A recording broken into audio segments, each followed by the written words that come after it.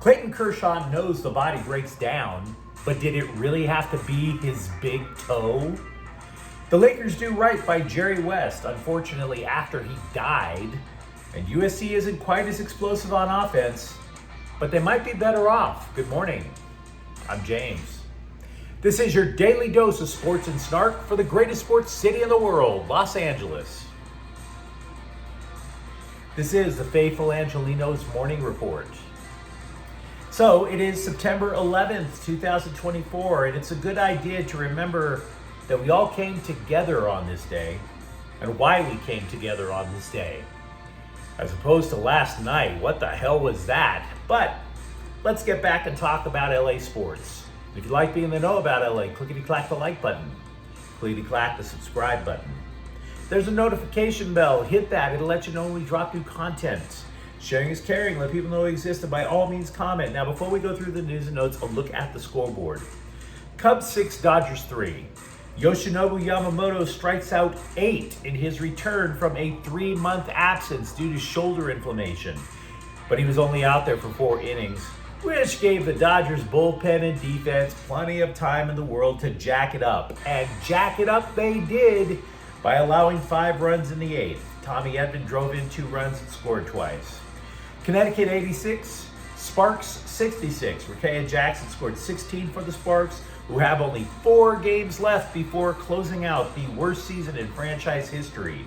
Meanwhile, today the Cubs are at the Dodgers at 7. Bobby Miller is 2-4 with a 7.79 ERA. Jordan Wicks is 2-3 with a 4.03 ERA. Seattle is at the Sparks at 7. I am totally in favor of this game because, again, it hastens the end to the WNBA season. Now, let's get to the news. Clayton Kershaw told The Athletic he's doing all he can to keep pressure off his big toe because, quote, it's beyond frustrating. My body feels great. Shoulder, back, everything feels really good. If you can't push off, you can't create what you need to create. I have to find a way to be able to push off, unquote. And I gotta be honest with you. I think Kershaw is speaking for middle-aged men all around the world because this has got to be the sports equivalent of telling your girlfriend, I don't know, babe, this has never happened to me before. Only there is no big blue pill to help you with your big toe. Now, Andrew Friedman said he doesn't believe that Kershaw will need surgery to address the big toe. But guys, we've been talking about the rotation for months. We've been talking about the rotation since before the season started. This was all stuff we knew was going to happen. Not the big toe, but the state of the rotation. In the summer, after all that money the Dodgers plunked down on players, the rotation became Tyler Glasnow and now the rotation is Jack Flaherty and So maybe Yamamoto can build it up to 6 innings for the playoffs. It's possible. I mean, and understand, this is not to blame Kershaw, but the Dodgers currently have $32.2 million in payroll locked up in injured starting pitchers. If you added the bullpen, it jumps to almost $42 million. And if Yamamoto did not pitch last night, it's over $51 million in the budget this year, all dedicated to injured pitchers. I mean, if the Dodgers cared about pitchers' shoulders and elbows more, maybe their entire season wouldn't be put at risk over a big toe. And yet they're too stubborn to admit it. Or too stubborn to say, maybe we ought to change what we're doing. Who is making the case, by the way, for a big pay raise in baseball free agency? Maybe even a raise big enough to dissuade the Dodgers from trying to keep a particular pitcher or attract a particular pitcher. CBS says it's Flaherty, the number 2 player that they think in the entire game who's done more for his off-season stock. Flaherty's compiled his best season since before the pandemic. Recall, he had only signed a 1-year, $14 million deal with Detroit just last year. I would imagine you could also add durability aside from the stats. I think he's like maybe one of two pitchers not to get his elbow filleted this year. Meanwhile, Brusdar Graterol's return to the majors was fast-tracked to yesterday. That's because reliever Anthony Bonda broke his hand. Probably ended his season in the process, I might add. How he broke his hand? I don't know. I can tell you he broke his left hand, which rules out one way. Am I right, fellas? Am I right? Am I right? With the Lakers, one of the great misfortunes in their otherwise storied history, more so than losing to the Celtics in a finals, more so than Russell Westbrook, more so than Magic not wearing a rubber, one of the great misfortunes in Laker history was how they never patched things up with Jerry West. They're going to add a band across the shoulder of their jersey this season with his number on it. And look, there's no doubt in my mind that he deserves that. The guy was a 14-time All-Star. He won a title as a player. He coached the team. He won many titles as a front office guy. Built 2 dynasties in the front office. He's the logo of the league. But it kind of saddens me when you look at the photo because it has all the vibes of not mending fences with people while they are still alive. I don't know if it's the Lakers' fault or if it's Jerry West's fault why there was a schism that was created in the last couple of decades. Yeah, the number on the jersey is the right thing to do. It would have been much more awesome if they had hugged it out before he passed. The Lakers have also added a G League coach. Zach Guthrie has been a longtime assistant in the NBA with Washington, Dallas, and Utah. Welcome to South Bay, dude. CBS has crafted questions for every NBA team going into the season. One for the Lakers that they asked has been asked by bloggers for years. When are you going to act like the Rams and F your picks?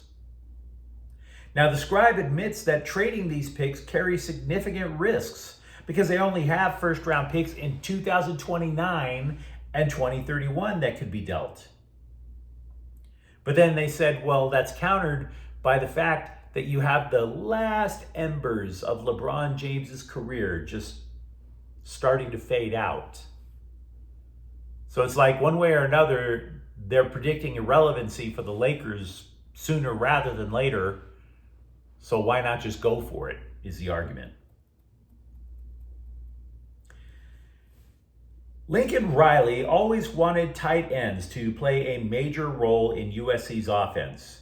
And after more than 2 years with the Trojans program, he finally appears to have one in Lake McCree, who leads the team in receptions with 9, has a touchdown, and receiving yards with 137. The dude has had knee issues for over the last 4 years multiple times. But Miller Moss admitted to the LA Times that he has developed chemistry with McGree. Now, I bring this up because there is a broader point to be made about Trojans football. A columnist recently said that Riley's teams, whether it's in Oklahoma or out in SoCal, that they always take on the personality of the quarterback. And if you look at the personality of USC football now, it is crystal clear that they have taken on the personality of Moss and not Caleb Williams. Just like that. They don't need Moss to be Caleb Williams because Moss is making steady decisions. He's making the quick, correct read instead of improvising. And that's not to disrespect Williams for all of the improvisation for the last couple of years. He was absolutely terrific. But the personality of the team, this is a brand new team. They don't need him to be making the improvisational plays. What quick decision then? Ask yourself, what quick decision do you want your quarterback to make if his primary receivers aren't open, right? You could scramble like Williams. You could also go to the tight end and move the chains like Moss. Do you see the difference? And I think this might matter in a couple of weeks. Absolutely. Consider, USC is heading into a famously hostile environment in Michigan. And it would be fun to watch Williams run around and create plays. But if you want 100,000 screaming Michigan folk to shut the hell up, steady is a pretty good idea. Steady with the right decisions. In other words, Moss to McCree, move the chains, slowly drain their will. Something else I've been saying all summer, recruits will come and stay with USC when the results come on the field. Once again, the Trojans have landed an elite defensive recruit in tackle Vilaame Moala of Utah. Now, unfortunately, he's part of the class of 2026, so you're not going to see him next year. And that means there's also plenty of time for some other school to load up on NIL and try to pry him away. But should he stay committed to USC, he's seen as a straight line, raging bull type of rusher. A true nose tackle who can handle double teams and who can stuff the run, which damn sure is going to matter in the Big Ten.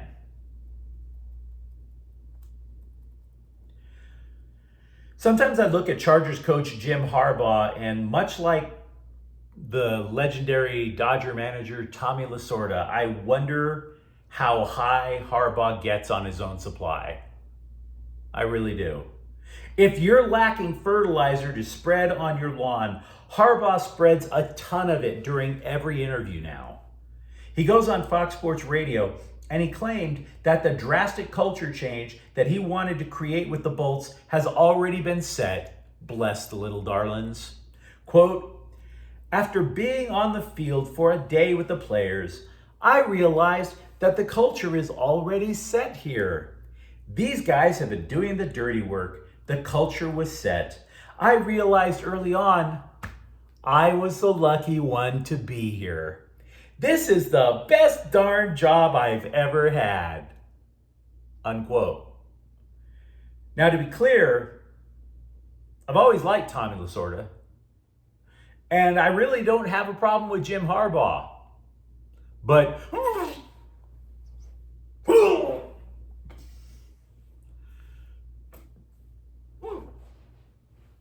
dude,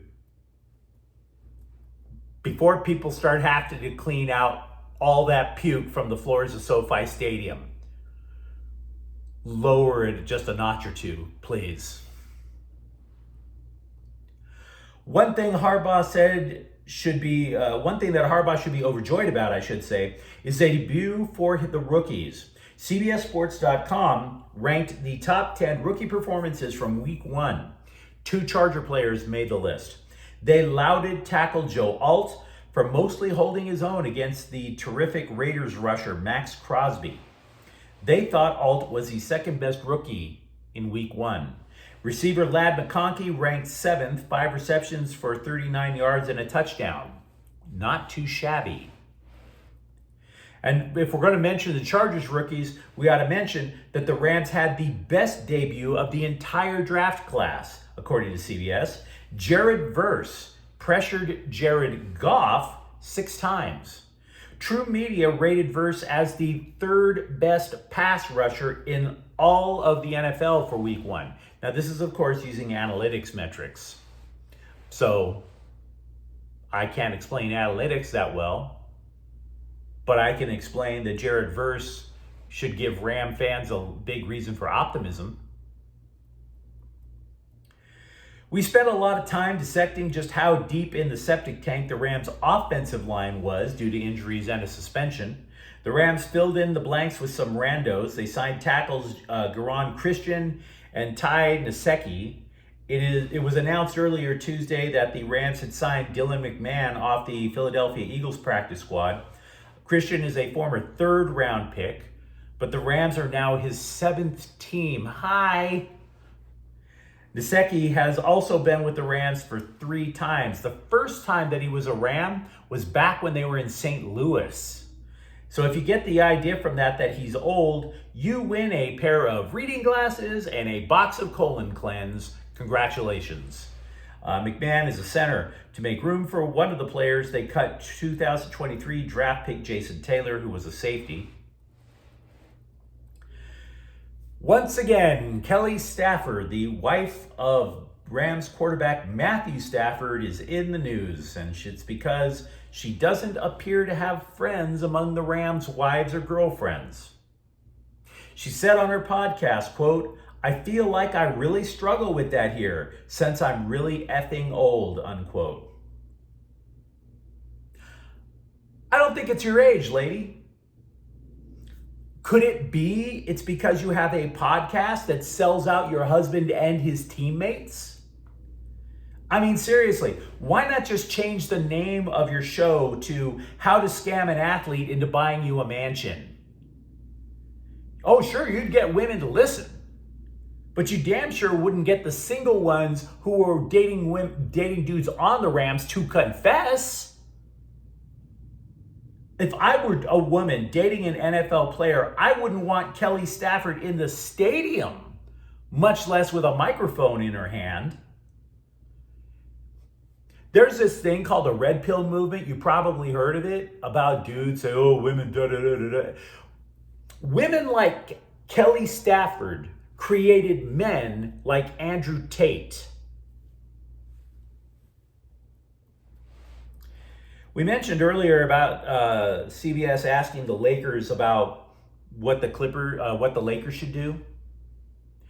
The question CBS asked about the Clippers should make your blood run cold.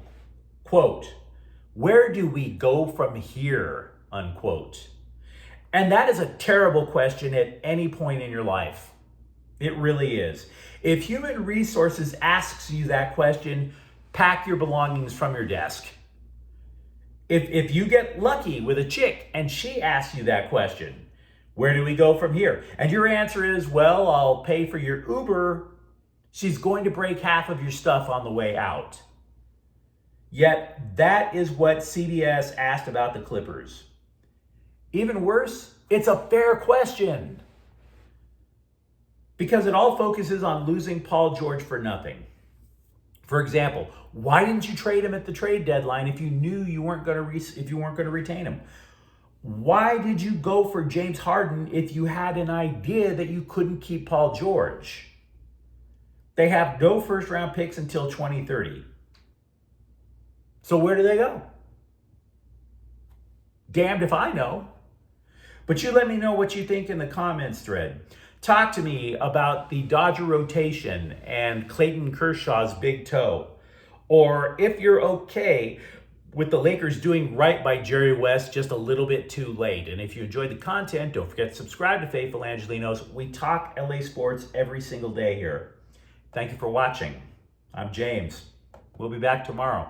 Faithful Angelenos is a Kian Cortel Queso production. Take care.